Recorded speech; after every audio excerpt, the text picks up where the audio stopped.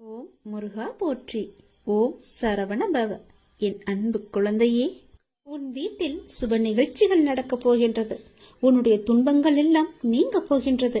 நீ நீண்ட நாட்களாக விரும்பிய காரியம் ஒன்று இந்த மாதத்திற்குள் உனக்கு நடந்தே தீரும். நீ கேட்டபடியே உன் வீட்டில் சுப நிகழ்ச்சியை நடக்குவதற்கான ஏற்பாடுகளை எல்லாம் நீ தொடங்கிவிடு. ஒருபோதும் என்னிடம் நீ பிரார்த்திப்பதை மட்டும் விட்டு விடாதே. ஒருபோதும் பிரார்த்தனை செய்வதை நிறுத்த வேண்டாம். சில நேரங்களில் நீங்கள் சோர்வாகவும் உதவியற்றவராகவும் இருப்பதை நான் அறிந்திருக்கின்றேன். தனியாக சென்று புலம்புவதை நான் பார்த்திருக்கின்றேன். நீங்கள் ஜெபிப்பதை நிறுத்தாதே. அதை செய்யவே செய்யாதே. உங்கள் எல்லா பிரார்த்தனைகளையும் நான் கேட்டிருக்கிறேன். உங்கள் பிரார்த்தனைக்கு நிச்சயம் நான் பதிலளிக்கின்றேன். எத்தனையோ துயரங்களை எல்லாம் நீ கடந்து வந்து விட்டாய். இனி வரக்கூடிய நாட்கள் உனக்கு பொற்காலமாக மாறப்போகிறது. நீ வாழவே கூடாது என்று நினைத்தவர்கள் பல பேர் இருக்கின்றார்கள். உன் அருகிலேயே இருக்கின்றார்கள். உனக்கு சுற்றார் உறவினர்கள் கூட அதில் ஏதோ ஒருவர் இருக்கின்றார் என்பதை நீ தெரிந்து கொள். அவர்களுக்கு முன்னால் நீ ஜெயித்து காமிக்க வேண்டாமா? நீ பேரொளி போல ஜொலித்து காமிக்க வேண்டாமா? மின்னலை போல நீ வெற்றிச்சமாக இருக்க வேண்டாமா? சந்தோஷமாக அவர்களுக்கு முன் நீ இருந்து காமி. நிச்சயம் அவர்களின் வயிற்றெரிச்சல் உன்னை நன்றாகவே வாழ வைக்கும். நீ சந்தோஷத்தில் துள்ளி குதிக்கப் போகிறாய். தலைகால் புரியாத அளவிற்கு சந்தோஷ மலையில் நீ நனையப் போகின்றாய். உனக்கு துணையாக உன் அப்பா நான் இருக்கும் போது நீ எதை தேடியும் யாரிடமும் சென்று கையேந்த வேண்டாம். எதற்காகவும் கையேந்த நான் உன்னை அனுமதிக்க மாட்டேன். இது என்னுடைய கட்டளை. எதுவாக இருந்தாலும் உனக்கு எது தேவையாக இருந்தாலும் என்னிடம் கேள். நானே உனக்கு தருகிறேன். என்னை எங்கும் நீ தேடி போக வேண்டாம். என் பக்தர்கள் இருக்கும் இடத்தில் எப்போதுமே நான் இருப்பேன். உன் கவலை கண்ணீருக்கும் ஒரு முற்றுப்புள்ளி நான் வைத்து விட்டேன். என் செல்வமே, உன் வலி வேதனை அனைத்தும் நான் அறிந்திருக்கின்றேன். உனக்கான நாளை உருவாக்கத்தான் நான் உன்னை இத்தனை நாட்கள் சோதித்து வந்தேன். உன் நம்பிக்கையும் பொறுமையும் எந்த அளவுக்கு உன்னிடம் இருக்கிறது என்று உன்னை சோதித்து பார்த்தேன். அந்த சோதனையில் நீ ஜெயித்து விட்டாய் நாங்கமே. தக்க விடியல் உனக்காக பிறக்கப் போகிறது. காத்திரு. நீ கேட்டபடியே அந்த விடியல் நல்லதாக மாறப்போகிறது.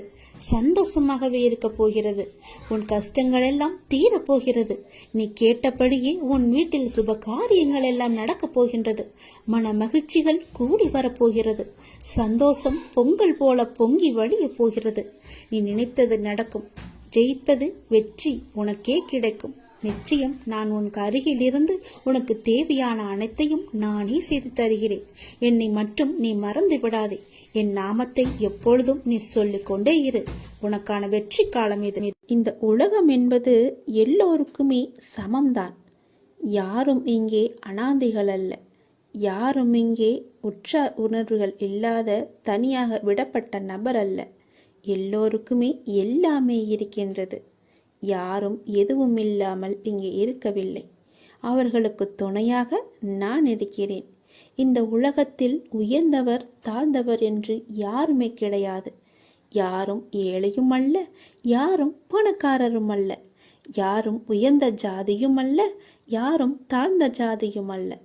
யாரும் யாரை விடவும் உயர்ந்தவர் என்றோ தாழ்ந்தவர் என்றோ மதிப்பு மிக்கவர் என்றோ அறிவானவர் என்றோ அழகானவர் என்றோ உங்களையும் நீங்கள் மற்றவர்களையும் நினைக்க வேண்டாம். இந்த பூமியில் ஒவ்வொரு மனிதர்களுமே சிறப்புக்குரியவர்தான். அனைவருமே தத்தம் துறைகளில் சிறப்பானவர்களே. வெட்ட வெளியில் உச்சி வெயிலில் வியர்வை சிந்த நிலத்தில் உழைத்து களைப்பவர்கள் ஆணாக இருக்கட்டும் பெண்ணாக இருக்கட்டும், யாவருக்குமே எல்லோருக்குமே உள்ளதை போல் சுயமரியாதை, கோபம், வலி, மகிழ்ச்சி, பசி, உறக்கம், இழிச்சொல்லின் வலி, புறக்கணிப்பின் வலி போன்ற தனி மனித உணர்ச்சிகள் அத்தனையும் அனைவருக்குமே உண்டு. அவர்களும் மனிதர்கள்தான். உண்மையில் உயர்ந்தவர் தாழ்ந்தவர் என்று யாருமே இல்லை. சில வாய்ப்புகள் தான் யார் இந்த பொழுதில் அவசியமானவர் என்பதை நமக்கு புரிய வைக்கிறது. அந்த புரிதலை உணர்ந்து கொள்பவர்கள் மனித நேயத்துடனே நடந்து கொள்வர். மனிதநேயம் கொண்டவர்களாலேயே மக்களை திருப்திப்படுத்தும் சேவையை வழங்க முடியும். அவர்களே மரணித்தாலும் மனிதர்கள் மனங்களில் இடம் பிடித்து எப்போதும் அழியா புகழுடன் இருப்பார்கள். மனிதர்கள் யாராயினும் அவர்கள் அனைவருமே சமம்தான். உயர்ந்தவர் என்றோ தாழ்ந்தவர் என்றோ படித்தவர் என்றோ படிக்காதவர் என்றோ ஏழை என்றோ பணக்காரன் என்றோ கருப்பு என்றோ சிவப்பு என்றோ உயர்ந்த ஜாதி என்றோ தாழ்ந்த ஜாதி என்றோ எந்த இருமே கிடையாது. அப்படிப்பட்ட நிலை நிச்சயமாகவே மாற வேண்டும். சமத்துவம் என்ற நிலை நிலவ வேண்டும் என்றால் மக்கள் மனதில் மாற்றம் ஏற்பட வேண்டும். ஏற்பட்டே ஆக வேண்டும். எனக்கு எல்லோருமே சமம்தான். நான் யாரையும் ஏற்று இரக்கத்தோடு நான் பார்ப்பதே இல்லை. அது நம்மிடமிருந்தே தொடங்குவோம். இனி ஒரு உலகம் புதிதாக அமைப்போம். நிகரான மனிதர்களை மதிப்போம். நாமாக வாழ்வோம். முதலில் மனிதனாக வாழ்வோம். நான் யாரையும் ஏற்றம் இரக்கம் கொண்டு பார்க்காமல் அனைவரையும் சமமாகவே பார்க்கிறேன். எல்லோருமே என்னுடைய குழந்தைகள்தான். நீங்களும் அப்படியே பாருங்கள். ஓம் நமச்சிவாய. எல்லாம் நல்லதே நடக்கும். நீ பொறுமையுடன் இரு. நீ விரும்பிய எதுவும் உன் வாழ்க்கையில் கிடைக்காமல் போயிருக்கலாம். ஆனால் நீ விரும்பியதை விட சிறப்பான ஒன்றை உனக்கு நான் தருவேன். என்மேல் உனக்கு நம்பிக்கை இருக்கிறது அல்லவா? எல்லாம் வல்ல இறைவன் உனக்கு நல்லது செய்வதற்காகத்தான் நான் காத்து கொண்டிருக்கிறேன். உனக்கு தெரியாது நான் உனக்காக என்ன திட்டங்கள் வைத்திருக்கிறேன் என்று. இன்னும் சில நாட்கள் காத்திரு. என்னுடைய திட்டங்களை கண்டு நீ மிகவும் சந்தோஷப்படுவாய். என் அப்பா எனக்கு இப்படி செய்து விட்டாரே என்று நீ மிகவும் சந்தோஷமாகவே வாழ்வாய். சுய விசாரணை ஒன்றுதான் தவறில்லாத ஒரே வழி. நீங்க உண்மையில் இருக்கும் நிபந்தனையற்ற முழுமையான இருப்பை உணர ஒரே நேரடியான ஒன்று சுய விசாரணை. நான் யார்? விசாரணை எல்லா எண்ணங்களுக்கும் ஆதாரம் நான் என்ற எண்ணமே. நான் யார் என்ற சுய விசாரணையால் தான் மனம் ஒன்றி போகும். நான் யார் என்ற எண்ணம் மற்ற எல்லா எண்ணங்களையும் அழித்து இறுதியில் தன்னையும் கொன்றுவிடும். மற்ற எண்ணங்கள் எழுந்தால் அவற்றை முடிக்க முயற்சிக்காமல் இந்த எண்ணம் யாருக்கு எழுந்தது என்று விசாரிக்க வேண்டும். எத்தனை எண்ணங்கள் எழுகின்றன என்பது என்ன? ஒவ்வொரு எண்ணம் எழும்பும் போதும் உஷாராக இருக்க வேண்டும். இந்த எண்ணம் யாருக்கு வருகிறது என்று கேட்க வேண்டும். எனக்கு என்று பதில் வரும். அப்போது நான் யார் என்று நீங்கள் விசாரித்தால் மனம் அதன் மூலத்திற்கு அல்லது எங்கிருந்து வந்தது என்று திரும்பவும் எழுந்து எண்ணமும் மூழ்கும். இப்படி அதிகமாக பயிற்சி செய்யும் போது மனதின் மூலாதாரமாக நிலைத்து நிற்கும் சக்தி அதிகரிக்கும். அப்படிதான் நீங்கள் எந்த விஷயத்தை செய்தாலும் எங்கு போனாலும் இதை செய்யலாமா, இதை செய்வதால் நமக்கு நன்மை ஏற்படுமா என்று ஒரு முறைக்கு பல முறை நீங்கள் யோசிக்க வேண்டும். எடுத்தோம் முடித்தோம் என்று எந்த ஒரு காரியத்தையும் செய்யக்கூடாது. இன்றைய நிலைக்கு இது வந்தால் நமக்கு சரியாக இருக்கும் என்று நீங்கள் நினைக்கலாம்.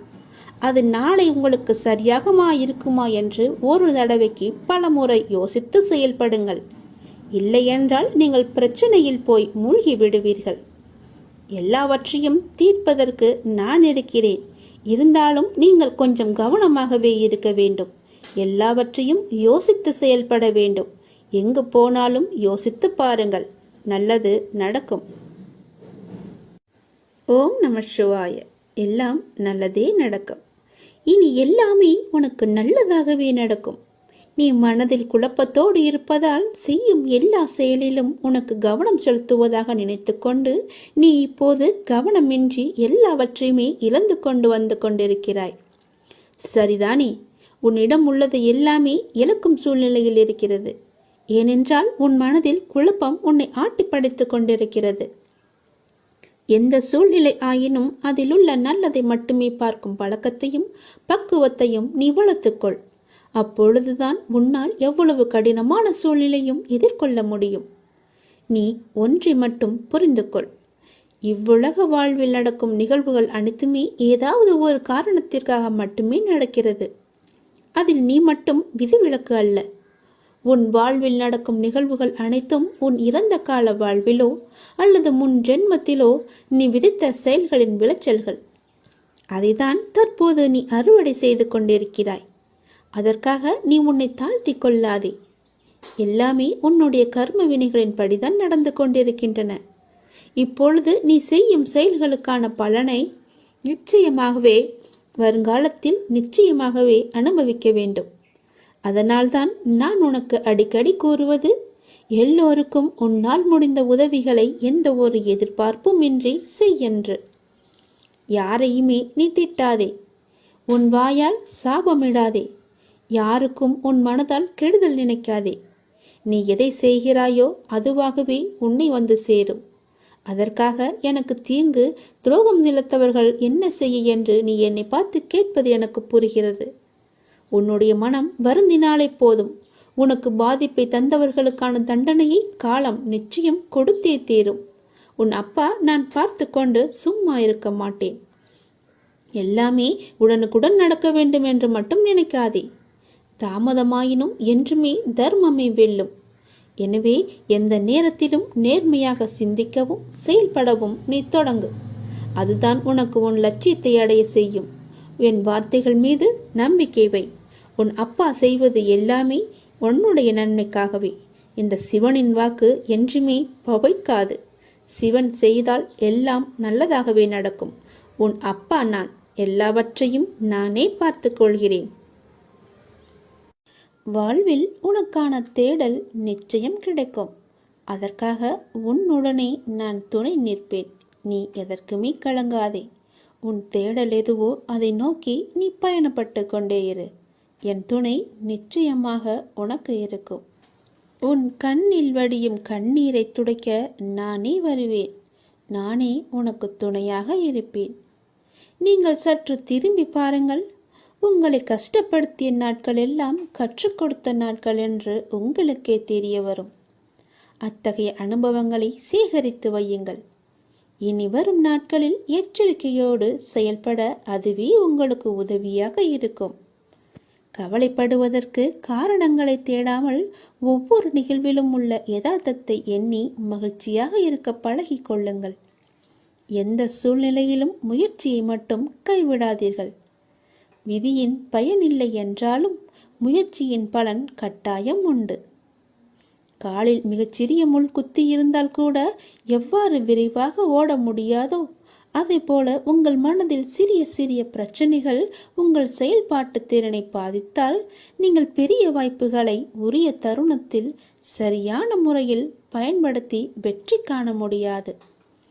எனவே சிறு பிரச்சனைகளுக்கு முக்கியத்துவம் தராமல் அப்பிரச்சனைகளுக்கு உடனுக்குடன் தீர்வு கண்டு நமது மனதை மிகவும் அமைதியான முறையில் வைத்துக்கொள்வது நமக்கு விரைவிலேயே வெற்றியை ஈட்டி தரும். வாழ்க்கை முடிவற்ற சாத்தியங்கள் நிறைந்தது. நன்மைகளை அறுவடை செய்ய சரியான நேரத்தில் சரியானதை செய்யுங்கள். கடும் உழைப்பு என்பது ஒரு சந்தோஷம். அதை செய்து கொண்டே இருக்க வேண்டும். வெகு நிச்சயமாய் ஏதோ ஒரு கணத்தில் அந்த கிரீடத்தை தலையில் வைக்கும். அந்த கணம் யாருக்கும் கிரீடம் என்று தெரியாது. ஆனால் உழைப்பவர்களுக்கு கிரீடம் நிச்சயமாகவே உண்டு. ஒருபோதும் உழைப்பவர் தோற்று போக மாட்டார். உழைப்பவருக்கே உழைப்பின் அருமை தெரியும். ஆகவே உழைப்பதை ஒரு வைராக்கியமாக கொண்டு உழைத்து வெற்றி பெற்று நீங்கள் வாழுங்கள்.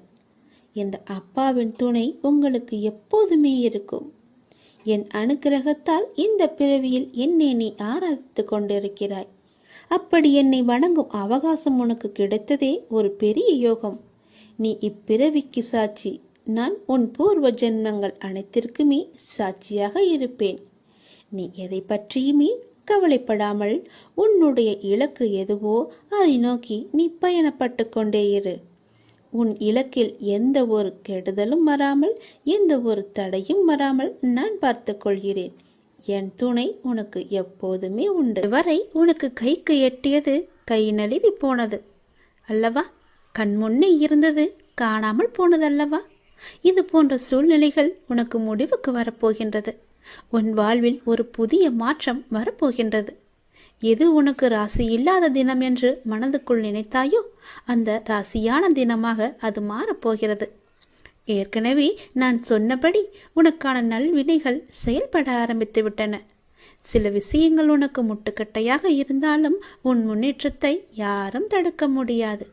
ஏனென்றால் உனக்கு துணையாகத்தான் உன் அப்பா நான் இருக்கின்றேனே. நீ முன்னேறி சென்று கொண்டே இரு. எப்போதும் முன்னோக்கியே நடக்க பழகு. இப்பொழுது இருக்கும் உன் மனநிலையை குறித்து சிறிதும் அஞ்சாதே. அதிருப்தியும் அடையாதே. லட்சியத்தை அடைந்தே தீருவன் என்று உன் உள்ளத்தில் உறுதியை நீ உண்டாக்கிக்கொள். நீ செய்யும் செயல்களில் ஈடுபாடும் அந்த செயல் உனக்கு எவ்வளவு முக்கியமானது என்ற உணர்வும் இல்லையே, நீ செய்வதெல்லாம் நேரத்தையும் வாழ்க்கையும் வீணடிப்பது மட்டுமே. எல்லாம் திரும்பி போனால் திரும்ப வராது.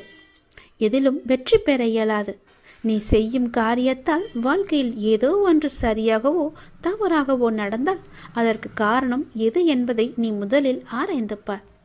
அதை நீ திருத்திக்கொள். வாழ்க்கையின் சிறு விஷயங்களிலும் முழு ஈடுபாட்டுடன் இருந்தீர்கள் என்றால் அதில் நிச்சயம் நீ வெற்றி பெறுவாய். ஒரு புல் வளர்வதற்கு சிரமப்படுவதில்லை. உடலில் உள்ள இரத்தமும் மற்றும் வெள்ளை அணுக்கள் உடல் முழுவதும் சுற்றி கொண்டிருப்பதற்கு அது சிரமப்படுவதில்லையே. பூக்கள் மலர்வதற்கு சிரமப்படுவதில்லையே. ஏனென்றால் அப்படித்தான் அவை வடிவமைக்கப்பட்டிருக்கிறது. படைப்பின் மகத்துவமே அதுதான். ஒவ்வொரு நொடியும் கஷ்டமான முயற்சிகளால் தான் படைப்புகள் நிகழ்ந்து கொண்டிருக்கின்றன. ஆனால் அவையெல்லாம் உனக்கு ஒரு பொருட்டாகவே தெரியவில்லையே. நீ படும் துயரங்களும் சிரமங்களும் தான் உனக்கு பெரிதாக தெரிகின்றது. இப்பொழுது இந்த உலகில் சிரமப்படாமல் எதுவுமே சாத்தியமாகாது. உன் கைக்கும் அது கிடைக்காது. சிரமப்பட்டுத்தான் ஆக வேண்டும். முயற்சி செய்து பார், நிச்சயம் கிடைக்கும்.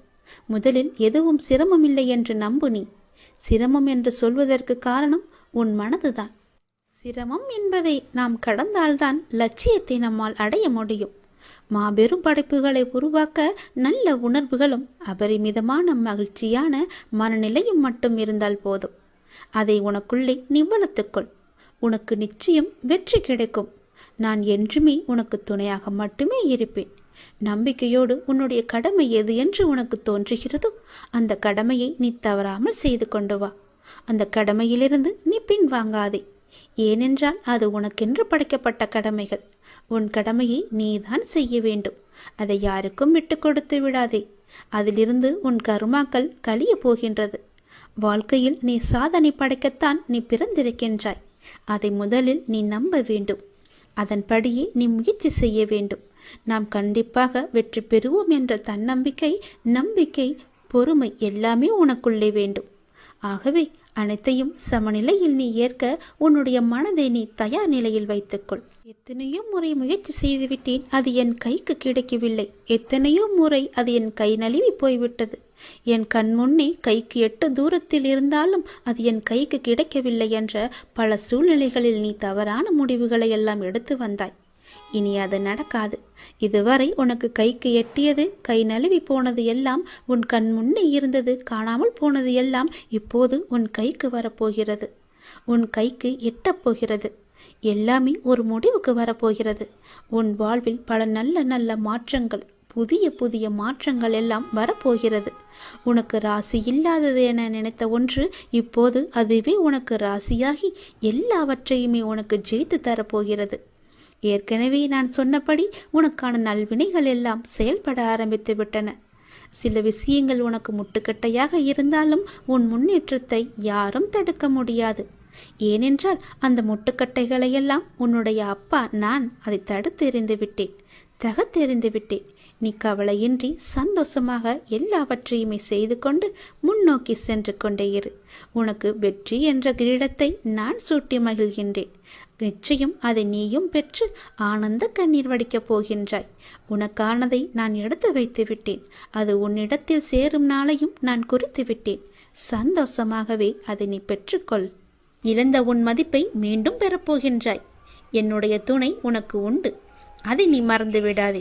நீ மீண்டு எழும் நாள் அற்புதமான காலமாக இருக்க போகிறது. நாம் கடவுளை வணங்கும் போது நம் கண்களில் இருந்து கண்ணீர் வந்தால் என்ன பொருள் தெரியுமா? இதுதான் தெய்வீக ரகசியம்.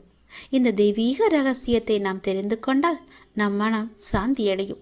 பெரும்பாலும் நம் மன சோர்வு அடைந்து அல்லது அமைதியற்ற நிலையில் இருக்கும்போது நாம் கடவுளை நினைவில் கொள்கின்றோம் இல்லையா? அல்லது கோவிலுக்கு செல்ல நாம் முயற்சிக்கின்றோம். கடவுளை வணங்கும் போதோ அல்லது கோயிலுக்கு செல்லும் போதோ ஒரு விதமான மன அமைதியை நாம் உணர்கின்றோம். அதனால்தான் சிலர் பெரும்பாலும் கோவிலுக்கு செல்ல விரும்புகிறார்கள். மனம் சோர்வடையும் போது, கலக்கமாக இருக்கும் போது கோவிலுக்கு சென்று மனதை அமைதிப்படுத்துகின்றார்கள். உங்களுக்கு பிடித்த கடவுளை நீங்கள் வணங்கும் போது எப்போதாவது உங்கள் கண்களில் இருந்து கண்ணீர் வரும். இதனுடைய பொருள் என்ன என்பது உனக்கு தெரியுமா? தெரிந்து கொள்ளலாம். அறிந்து கொள்ளுங்கள். கடவுளின் வழிபாட்டும் போது கண்களில் இருந்து கண்ணீர் வந்தால் கடவுளின் தெய்வீக சக்தி ஏதோ ஒரு குறிப்பை நமக்கு உணர்த்துகிறது என்று நாம் அறிந்து கொள்ள வேண்டும். கடவுள் உங்களுக்கு ஒன்று குறிப்பை கொடுக்கிறார் என்று நீங்கள் பொருள் கொள்ள வேண்டும். நீங்கள் அவற்றை புரிந்து கொண்டால் உங்கள் பிரச்சனைகள் எல்லாமே நீங்கிவிடும் என்றும் உங்கள் வேண்டுதலை கடவுள் ஏற்றுக்கொண்டதாகவும் அர்த்தமாகும். இதுதான் கடவுள் உங்களுக்கு முழு ஆசியையும் கொடுப்பதாகவே அர்த்தமாக கொள்கிறது. கடவுளின் அனுகிரகம் உங்களுக்கு கிடைத்துவிட்டால், உங்கள் வேண்டுதல் அவர்கள் செவிகளில் கேட்டுவிட்டால், உங்களுடைய வேண்டுதலுக்கு பலனை நிச்சயம் அவர் தருவார் என்பதற்கான அறிகுறியாக உன் கண்களில் இருந்து அவரே அந்த கண்ணீரை வர வைக்கின்றார். தீபாராதனை காட்டும் போதோ அல்லது கடவுளின் உருவத்தை பார்க்கும் போதோ உனக்கே தெரியாமல், உன்னை அறியாமல் கண்களை திறந்திருக்கும் போதோ அல்லது கண்ணை மூடிக்கொண்டிருக்கும் போதோ உன் கண்களில் இருந்து தண்ணீர் வருகிறது என்றால் நீ வந்ததை அவர் ஏற்றுக்கொண்டார் என்ற அர்த்தம். உன்னை பார்ப்பதற்காகவே அவர் வெகு நாட்களாக காத்திருந்தார். உனக்கான பதிலை சொல்வதற்காகத்தான் அவர் காத்திருந்தார் என்றும் உனக்கு ஆசி வழங்கவே அவர் காத்திருந்தார் என்றும் அர்த்தமாகும். உங்கள் கண்ணீரிலிருந்து கண்ணீர் வந்தால் உங்கள் வழிபாடு மிகவுமே வெற்றிகரமாக முடிந்துவிடும் என்று அர்த்தம். நீ எதை வேண்டி செல்கின்றாயோ அது நிச்சயம் வெற்றியில் முடியும். இப்போது உங்கள் பிரச்சனைகள் அனைத்தும் நீங்கி உங்கள் ஆசைகள் நிறைவேறும் என்றும் கடவுள் உங்களுக்கு ஆசீர்வதிப்பதற்காக ஒரு சின்ன அறிகுறியாக உங்கள் கண்களிலிருந்து கண்ணீர் மலை மலையாக வரும். ஒரு சொட்டு கண்ணீர் வந்தாலும் அதற்கான அறிகுறிதான் அது. கவலைப்படாதீர்கள். கடவுள் எப்பொழுதும் நம் கூடவே இருப்பதற்கு ஒரு சின்ன எளிய பரிகாரம். எப்பொழுதெல்லாம் உங்கள் மனம் பாரமாக இருக்கின்றதோ, உங்கள் பிரச்சனையை தீர்க்க முடியாதது என்று நினைக்கிறீர்களோ, உங்கள் குழப்பங்கள் அதிகமாக இருக்கின்றதோ, அப்பொழுதெல்லாம் உங்கள் விருப்பமான கோவிலுக்கு சென்று அந்த பகவானை நினைத்து ஒரே ஒரு தீபம் ஏற்றி வழிபட்டு அவருக்கு முன்னால் மண்டியிட்டு கையேந்தி நில்லுங்கள். நீங்கள் அந்த தெய்வீகத்தை உணர்ந்து கொண்டால் உங்கள் பிரச்சனைகள் எல்லாம் நீங்கிவிடும் என்றும் உங்கள் வேண்டுதலை கடவுள் ஏற்றுக்கொண்டதாகவும் அர்த்தமாகும். உங்கள் கண்களிலிருந்து கண்ணீர் வந்தால் உங்கள் வழிபாடு நிச்சயம் வெற்றியில் முடியும். தெய்வீக தன்மையுடன் உங்கள் வீட்டை வந்து அடைந்து அதற்கான முயற்சியை செய்யுங்கள். நீ செய்யும் ஒவ்வொரு செயலிலும் ஓம் சரவண பவ என்ற மந்திரம் எப்பொழுதும் ஒலித்து கொண்டு இருக்கட்டும். என்னுடைய அருளும் ஆசையும் எப்போதும் உனக்கு துணை இருக்கும். உனது எண்ணங்கள் அனைத்தும் தவறாக நடக்கின்றதே, என்ன செய்வது என்று நீ யோசிக்காதே. அனைத்தும் மாறப்போகின்றது. நீ எதிலும் நிதானமாக யோசித்து செயல்பட்டாயானால் நிச்சயம் அனைத்துமே மாறும். அவசரப்படாதே. நிச்சயம் உனக்கு வெற்றி மட்டுமே கிட்டும். உன் வாழ்க்கையில் நடக்கின்ற யாவுமே உன் கர்ம வினைகளின் படிதான் நடந்து கொண்டிருக்கின்றன. அப்படி இருக்கையில் நீ துயரங்களை எதிர்கொண்டுதானே ஆக வேண்டும். உன் கர்மாக்களை பற்றி நீ பயப்படாதே. அதற்குத்தான் நான் இருக்கின்றேனே. உன் கர்ம பந்தத்திலிருந்து விரிந்து விடுபட உன்னால் முடிந்த அளவு பிறருக்கு நன்மையை செய். உன்னிடம் உதவிக்கு வருபவர்களை நீ உதாசீனப்படுத்தாதே. உன்னால் எவ்வளவு முடியுமோ அவ்வளவு உதவி செய். முடியாவிட்டால் அவர்களை புண்படுத்தி அனுப்பாதே. உன்னால் முடிந்த உதவியை நீ அவர்களுக்கு செய். அந்த தர்மமே உன்னை இக்கட்டான சூழ்நிலையிலிருந்து உன்னை நிச்சயம் காக்கும். உன் கர்ம வினைகளிலிருந்தும் அது உன்னை காப்பாற்றும். வாழ்க்கையில் இன்பமும் துன்பமும் அவரவர் கையாளும் வகையில்தான் மாறுபடும். இன்பத்தை சந்தோஷமாக அனுபவிக்க வேண்டும்.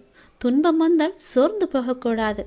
துன்பத்தையும் இன்பமாக ஏற்று நாம் வாழ பழகி கொண்டால் அந்த துன்பம் நம்மை கண்டு அஞ்சி ஓடிவிடும்.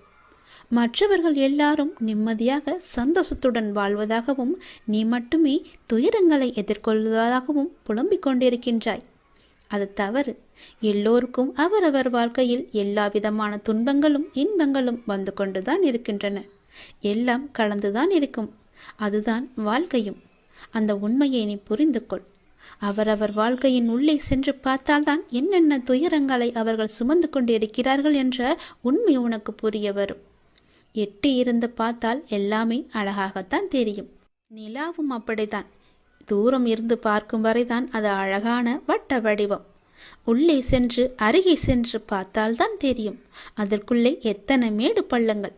அதுபோலத்தான் ஒவ்வொரு வாழ்க்கையிலும் எல்லோருடைய வாழ்விலும் மேடு பள்ளங்கள் இருந்து கொண்டுதான் இருக்கும். வெளி உலகத்திற்கு அவர்கள் நன்றாக இருப்பது போல் தோன்றலாம். அதனால் யாரை பற்றியும் யாருடனும் உன்னுடன் ஒப்பிட்டு பார்க்காதே. உனக்கென்று விதிக்கப்பட்டதுதான் உன்னை வந்து சேரும். அவர்களுக்கென்று விதிக்கப்பட்டது அவர்களை வந்து சேரும். அது இன்பமானாலும் சரி, துன்பமானாலும் சரி, எல்லாவற்றையும் அனுபவிக்க வேண்டியது அவரவருடைய பொறுப்பு. அவரவருக்கு என்று எது விதிக்கப்பட்டதோ அது கண்டிப்பாக நடந்தே தேரும். அதனால் உன் மனதை போட்டு தேவையில்லாமல் நீ குழப்பிக்கொள்ளாதே. நிச்சயம் உனக்கு பல நன்மைகள் காத்திருக்கின்றன. யார் கைவிட்டாலும் என்னை நம்பி வந்த உன்னை நான் கைவிடவே மாட்டேன். பொறுமையையும் நம்பிக்கையையும் எந்த சூழ்நிலையிலும் நீ கைவிட்டு விடாதே. உன்னை விட்டு யார் விலகினாலும் நீ கவலைப்படாதே. எல்லாம் நன்மைக்கே என்று நீ எடுத்துக்கொள்ள பழகிக்கொள்.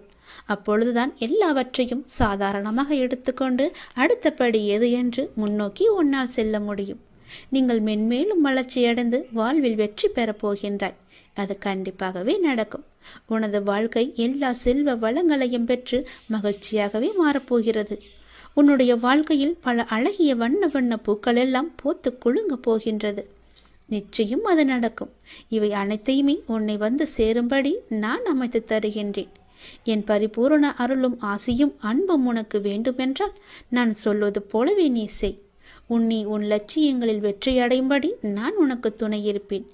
என் வார்த்தைகளை நீ நம்பினால், அப்பா சொல்வது எல்லாமே உன்னுடைய நன்மைக்கு தான் என்று நீ நம்பினால், கண்டிப்பாகவே நான் சொன்னதை நீ செய்வாய். நான் சொல்வதை நீ கண் குளிர பார்ப்பாய், காது குளிர நீ கேட்பாய். உன் வாழ்வில் பல நல்ல மாற்றங்களை கொண்டு வருவதற்கே நான் இருக்கின்றேன் என்பதை நீ முழுமையாக நம்பு. உனக்கு எப்பேற்பட்ட இக்கட்டான சூழ்நிலை வந்தாலும் நான் இருக்கிறேன் என்பதை மட்டும் நீ மறந்து விடாதே. உனது எண்ணங்கள் அனைத்தும் தவறாக போய்கொண்டிருக்கிறது. அது மாயை என்ற வலையில் சிக்கிக்கொண்டு தவித்து கொண்டிருக்கிறது. உன்னை காப்பாற்றவே நான் இப்போது வந்திருக்கிறேன். நான் உனக்காக அவதரித்தவன். அனைத்தும் மாறப்போகிறது. எதிலும் நிதானமாக மட்டும் யோசித்து நீ செயல்படு. எது செய்தாலும் என்னிடம் சொல்லிவிட்டு செயல்படு. உனக்கு நல்லதாக நான் அதை மாற்றி காமிக்கின்றேன். எந்த கர்மா உன்னை நெருங்காமல் நான் பார்த்து கொள்கிறேன். எப்பொழுதும் எனக்கு துணையாக நீங்கள் இருங்கள் அப்பா என்று எப்போது என்னிடம் வந்தாயோ அந்த நொடி முதலே உனக்கான நல்லதுகளை செய்ய நான் ஆரம்பித்து விட்டேன். எது நடந்தாலும் நான் பார்த்து கொள்கிறேன். நீ தைரியமாக இரு. எல்லாவற்றையும் நானே பார்த்து கொண்டு அதற்கான பல வெகுமதிகளை தருகிறேன்.